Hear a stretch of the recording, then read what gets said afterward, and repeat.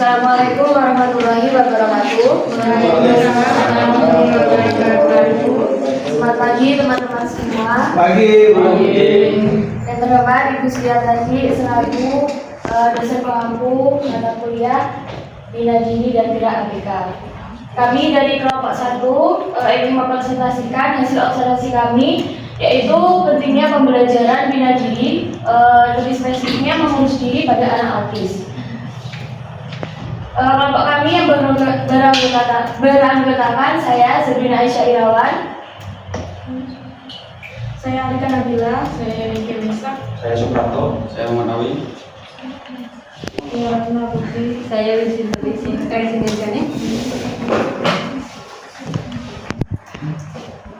Latar belakang. Jadi anak autis merupakan anak yang mengalami gangguan perkembangan yang sangat kompleks meliputi gangguan anak usia 3 tahun. Pengertian lain diungkapkan oleh Hanafi dalam arti hadis pada tahun 2006. Autisme adalah gangguan perkembangan organik yang mempengaruhi kemampuan anak-anak dalam berinteraksi dan menjalani kehidupannya. Kemudian ada beberapa bab yang akan kami bahas di sini. Yang pertama itu ada apa yang dimaksud dengan bina diri dan gerak. Kemudian yang kedua ada bagaimana bina diri dan gerak untuk anak berkebutuhan khusus. Yang ketiga bagaimana konsep dasar dari bina diri gerak ABK itu. Kemudian apa tujuan dari bina gerak. Yang kelima ada fungsi dari bina gerak. Yang keenam ada pengertian dari anak autis. Kemudian yang ketujuh bagaimana konsep bina diri untuk anak autis. Dan yang kedelapan bagaimana bina diri dan gerak pada siswa di Pondok Pesantren Kiai Haji Ahmad Dahlan, Banyuwangi. Kemudian materi pertama tentang bina diri dan gerak ABK yang akan dijelaskan oleh Mas saya. Baik. Pengertian bina diri dan gerak atau hakikat activity of daily living atau ADL. Bina diri mengacu pada suatu kegiatan yang bersifat pribadi, tetapi memiliki dampak dan berkaitan dengan hubungan atau relationship. Beberapa kegiatan rutin harian yang perlu diajarkan meliputi kegiatan atau keterampilan pribadi seperti makan, menggosok gigi, dan ke kamar kecil atau toilet. Hal ini merupakan kegiatan yang sangat erat kaitannya dengan aspek kesehatan seseorang. Oke, Kak, sebentar. Keragaman individu dari anak berkebutuhan khusus yaitu membawa dampak yang beragam. Dari berdasarkan fakta dari lapangan yang kita ambil, program bina diri itu meliputi beberapa aspek, yaitu merawat diri, mengurus diri, menolong diri, berkomunikasi, serta bersosialisasi.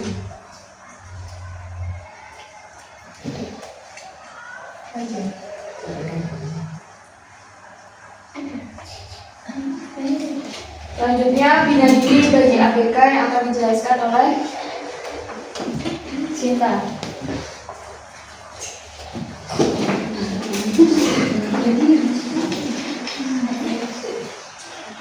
Keragaman individu dari anak berkebutuhan khusus membawa dampak pada kebutuhan anak secara beragam pula.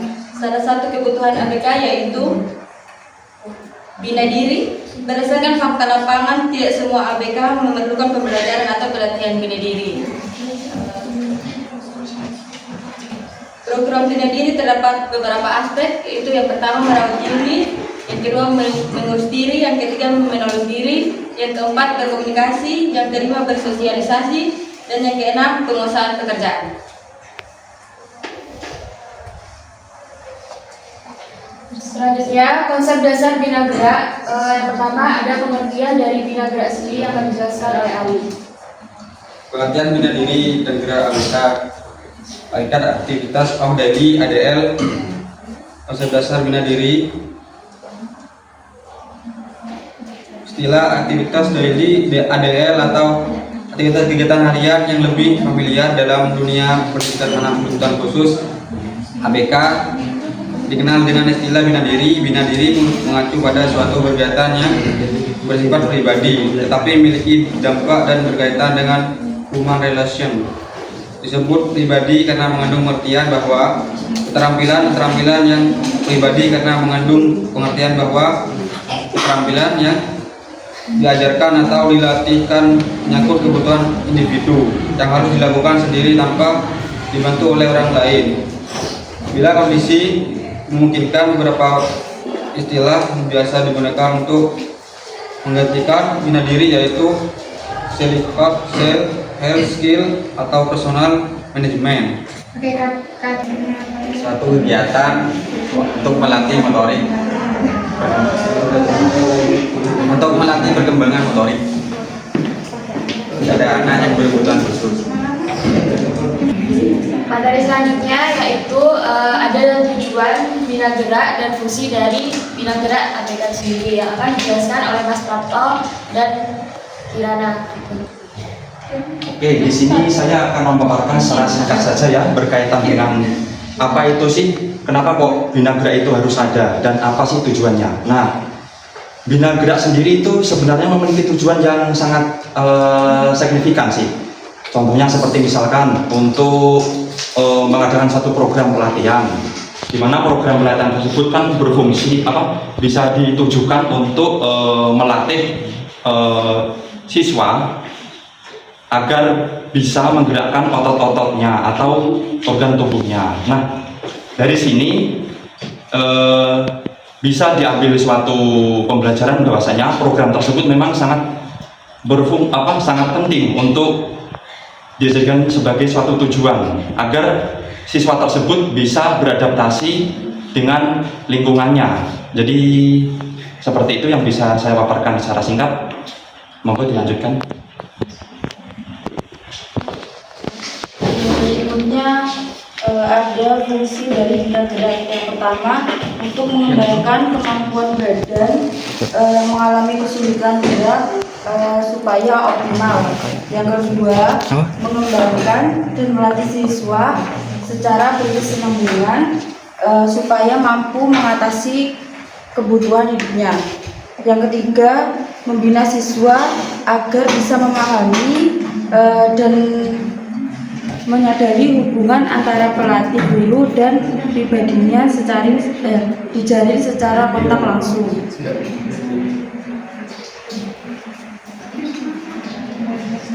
Materi selanjutnya yaitu pengertian anak autis yang akan dijelaskan oleh Jimmy. Ini pengertian autis ini dari kata autis ada kata autis yang terdiri dari isme yang berarti suatu aliran. Menurut halaman Konvan 2009 dan nomor 425 otak, yaitu pendapat dia terdapat dari menurut Halan dan Konvan, yaitu dapat diartikan bahwa autis merupakan suatu gangguan perkembangan yang dapat dikenali dengan jelas sebelum usia 3 tahun, ditandai dengan adanya hambatan dan pola perilaku yang berulang serta kemampuan komunikasi sosial dan interaksi sosial.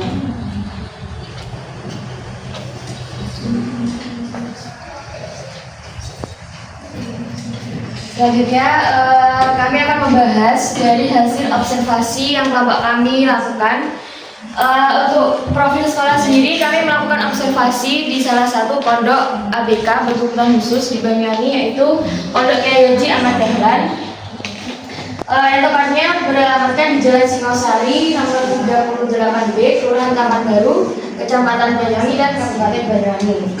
Waktu observasi kami lakukan pada tanggal 5 Juli pada tahun 2004, tepatnya di hari Kamis, dilakukan observasi pada pukul 8 sampai selesai. Untuk subjek observasi kami mengambil 2 sampel. Yang pertama itu ada Ahmad Faris, dia berusia 15 tahun dengan gangguan autis tingkat yang masih ringan. Kemudian subjek yang kedua, kami mengambil sampel anak yang bernama Yakub, saat ini berusia 14 tahun dengan kondisi autis yang cukup berat. Kemudian kami akan menampilkan video dari kedua subjek ini.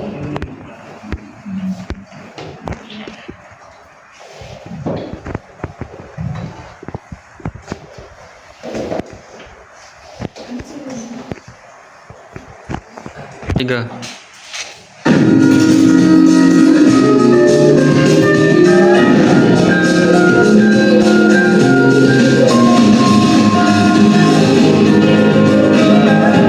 Assalamualaikum warahmatullahi wabarakatuh. Kami dari kelompok 1 akan menampilkan video tentang pembelajaran diri atau mengurus diri pada anak autis. Kegiatan observasi yang kelompok kami lakukan bertempat di Pondok Kiai Haji Ahmad Dahlan, Banyuwangi, yang terletak di Jalan Timosari nomor 3B. Kami melakukan pengamatan pada subjek pertama, yaitu siswa kelas 5 SD yang bernama Muhammad Faris yang berusia 15 tahun serta memiliki hambatan autis ringan, dan subjek kedua yaitu Yakub yang berusia 15 tahun serta memiliki hambatan autis berat. Faris berasal dari kota Bekasi. Dia diantarkan oleh pihak keluarga pada tahun 2002. Dalam hal bina diri atau mengurus diri sudah cukup baik. Hal ini terbukti dari aktivitas mengurus diri seperti makan, minum, mandi, dan sikat gigi. Pada video ini terlihat Faris sudah mampu makan sendiri tanpa bantuan, dan bisa dilihat dari cara Faris makan terlihat rapi dan tidak berserakan. Namun, Faris juga seringkali makan dengan cepat dan masih harus diingatkan agar makan dengan perlahan. Hal ini dilakukan supaya dia tidak tersedak saat makan. Pelan-pelan. Faris, pelan-pelan. Pelan-pelan, tidak terburu. Pelan-pelan.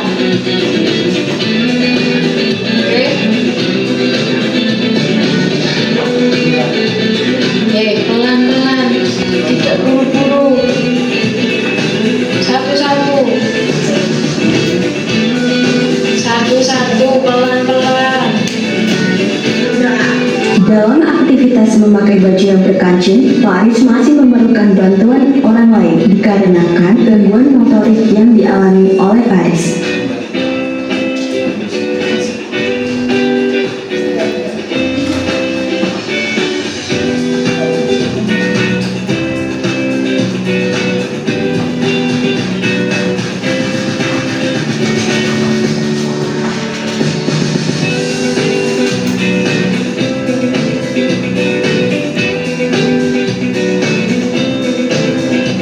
Pada aktivitas menawar sepatu, Faris terlihat bingung, dan hasil dari menawar sepatunya tidak rapi sehingga Faris masih memerlukan bantuan.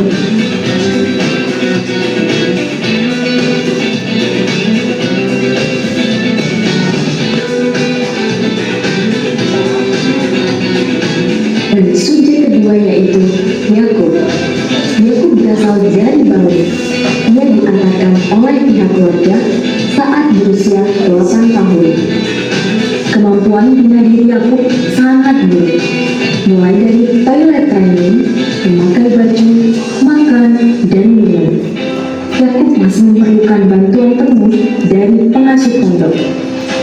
Setelah dilakukan pembiasaan pada Yakub, saat ini kemampuan bina diri atau mengurus bina diri sudah mulai membaik.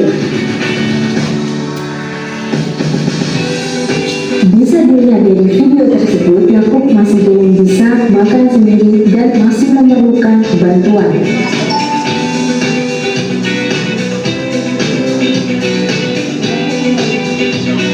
Dan setelah dilakukan pembiasaan, Yakub sudah mulai bisa makan sendiri, meskipun terkadang masih berserakan dan masih membutuhkan bantuan.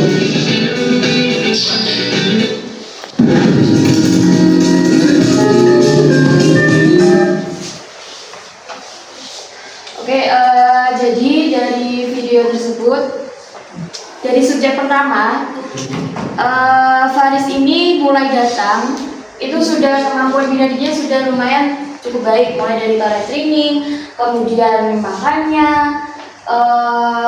mampu merawat diri kayak mengaji baju dan lainnya. Sedangkan Yakub ini baru datang itu aja dia masih perlu penanganan yang khusus, terutama pada toilet trainingnya, kayak seperti buang air besar, buang air kecil, dia tuh masih sembarangan gitu bunda, nggak pada toilet, nggak pada tempatnya. Nah, untuk programnya sendiri di pondok kami itu setiap jam tertentu, pagi, siang, dan malam. Itu kalau malam sebelum tidur dia kayak dimasukkan ke kamar mandi supaya dia tahu, seumpama dia ingin buang air kecil maupun buang air besar, dia tahu di sana tempatnya.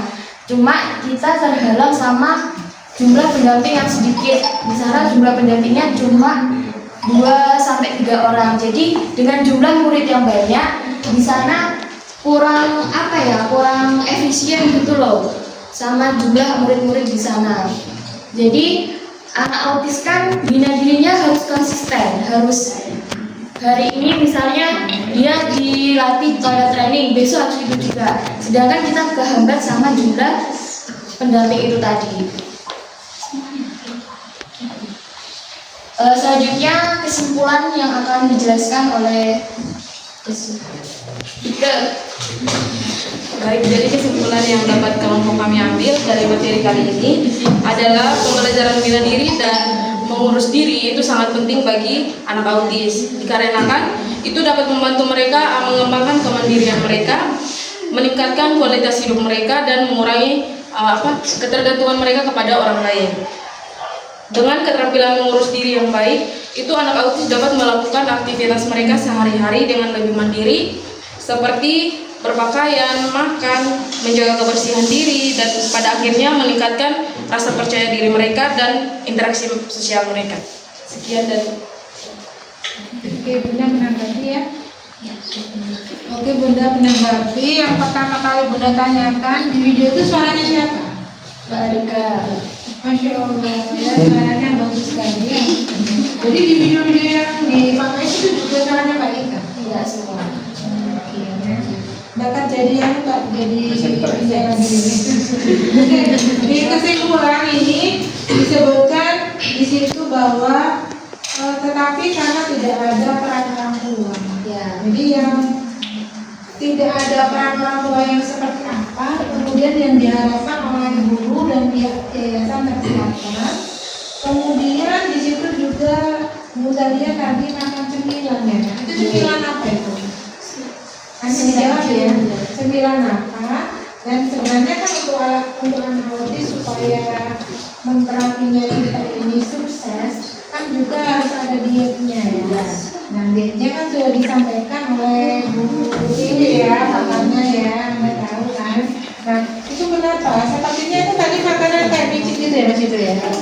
Ya gitu ya. Itu kenapa kok dikasih? Kenapa tidak ada edukasi bahwa anak autis itu untuk diet makanan tertentu ya. Oke, karena ada cemilan yang khusus untuk anak autis itu mungkin memang mahal ya. Kemudian ada lagi tadi yang kita lihat di video itu pakai tangan kiri. Nah itu memang kebiasaan atau itu insidental gitu ya. Terus gimana caranya Anda ini melatih dia supaya pakai tangan kanan?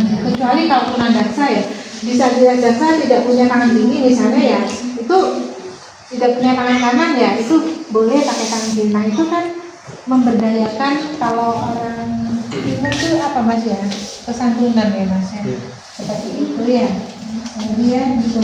Kemudian kalau yang Bunda tanyakan waktu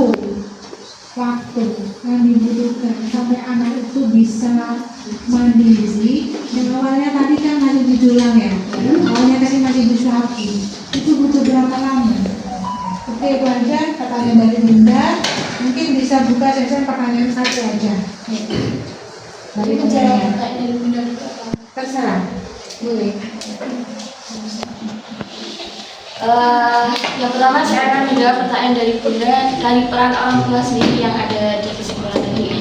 Nah, untuk yang sendiri kan dia backgroundnya ini ada orang tua Bunda, cuma dia ini kayak ditinggalkan, dibuang. Menurut kami, bagaimanapun peran kayak pengasuh di pondok itu masih lebih besar peran orang tua sebenarnya. Kalau peran pondok, peran pengasuh pondok kan dia cuma mungkin mengontrol 1 jam sekali, kemudian mungkin 2 jam sekali kan tidak menentu. Kalau orang tua kan bisa mengontrol setiap waktu Bunda.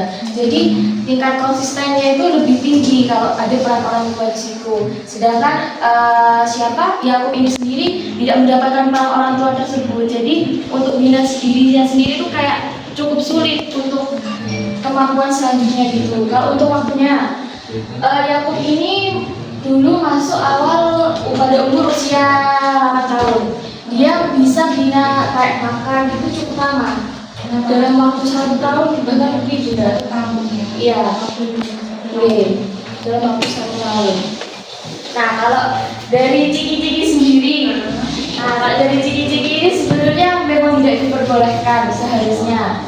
Tapi kenapa Pak masih dikasih? Nah, jadi kan kita dari pihak pondok ini dapat kayak supply gitu loh Bunda, kayak sedekah dari orang lain kemudian buat anak-anak gitu. Seharusnya memang tidak boleh diberikan, tapi melihat kondisi di lapangan juga kita kan kekurangan biaya, kan ini seharusnya juga masih swasta. Jadi Tidak ada bantuan dari pemerintah, malah kalau swasta itu lebih banyak bantuannya loh kalau kita maju. tidak ada Bunda. Tidak majukan. Kalau mengajukan bidanya saya masih belum tahu. Cuma kalau dari finansial sendiri itu masih dari orang tua murid-murid yang masih mampu gitu. Itu pun kita patok harga misalnya 1 juta. Mereka itu tidak full Bunda. Jadi dalam bisa dikatakan ikhlasnya gitu Bunda. Jadi kita kehambat biaya, kemudian kehambat pendamping juga. Tapi ada donatur tetap ya di situ. Ada. Kalau yang tetap ya itu aja dari orang tua itu yang cuma ya kadang kayak hari Jumat misal ada bantuan mungkin itu nasi atau apa itu ada. Anda tidak ingin mengedukasi gitu bahwa nanti makanannya Ciki-Ciki itu bisa membuat nanti apa yang kita ajarkan manfaat Ya. itu sudah Sebenarnya saya juga pernah pelatihan di Malang. Jadi di mana tuh di sana tuh sangat tersusun dari makanan nasi merah, terus ciki-cikinya juga tidak sembarangan cuma buah. Saya sudah menyarankan ke pihak pimpinan gitu. Cuma dari pihak pimpinan ya jawabannya kondisi gitu aja. Jadi saya sampai di sana aja mengingatkan. yang dengan tangan kiri itu Mbak, yang dengan tangan kiri itu gimana? Itu dia karakter atau gimana? Itu lebih ke harus kebiasaan juga. Mereka kadang lupa suka misalnya hari ini sudah dijelaskan kayak langganan, besok diulangi lagi. Lebih ke kebiasaannya aja, harus diulang kayak gitu. Mungkin ada yang bertanya, 1 orang. Masih dulu. Yang depan masih mungkin bertanya Mas. Arya bertanya mungkin. Arya bagian dari SPB ini bertanya.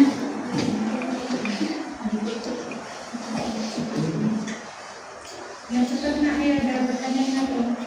Aduh.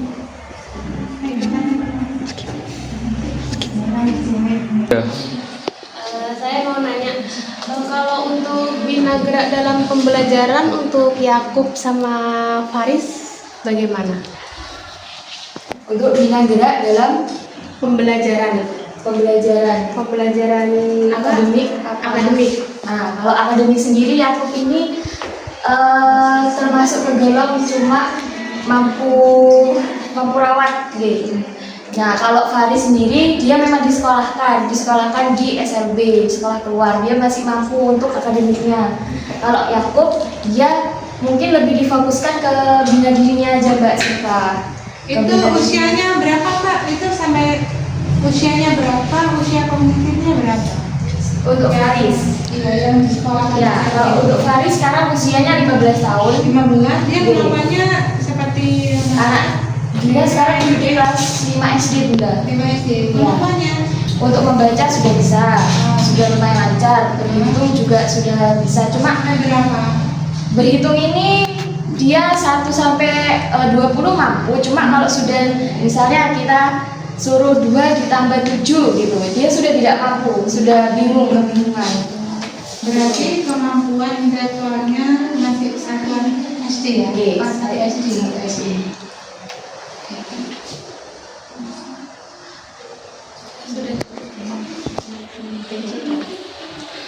Sekian dari kelompok kami, kurang lebihnya mohon maaf. Wassalamualaikum warahmatullahi wabarakatuh. Kita berikan kelas ya.